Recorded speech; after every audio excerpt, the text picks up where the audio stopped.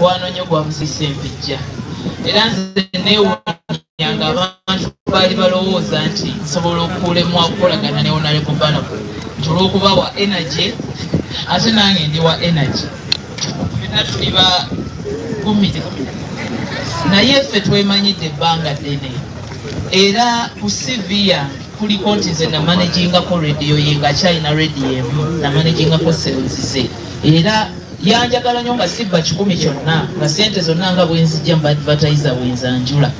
Honorable Balamu bw'agenda mu America tasula mu zi hotels nakati wabadde minisita w'abaana ng'atula wa Annie Chiwesi mukulu wa Magi yimirirako abantu bakubire mu ngalo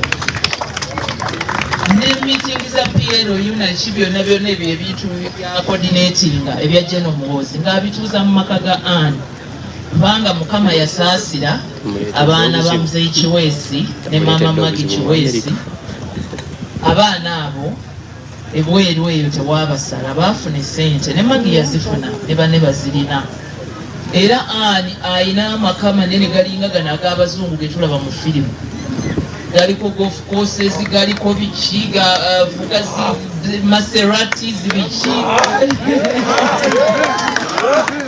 Dr. Jose ne Palaso ne Balamu Honorable ansinga okubimanya n'olwekyo Balamu mukwano gwabwe era nze Balamu Honorable Balamu agenda okuŋŋamba nti aweereza amabugo nga yagatuusiza Dewa Johnson family yonna akimanyi ne bataata baffe abatona buli omu era yakubira bulungi Muzeeyi Chiwesi n'amusaasira his family obubaka buno Ministry of Local Government PO Box 7037 Kampala, Uganda 21st July 2026. The family of the late Magi Chiwesi, relatives and friends, fellow mourners, condolence message. I have learned with deep sorrows of the death of Mrs. Magi Chiwesi. The death of Magi Chiwesi is not only leaving a big void to the community of Entebbe Katabi, but also the parents and children.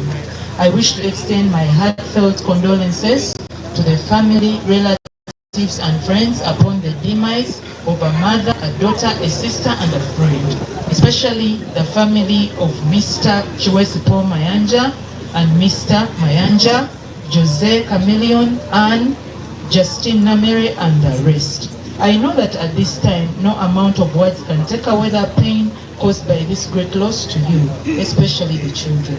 Please know that my prayers are during this difficult period. We pray to the Almighty God to grant you comfort and strength and to grant you comfort and strength to endure this loss. Psalms 46:1. God is our refuge and strength, a help that is readily found in time of distress.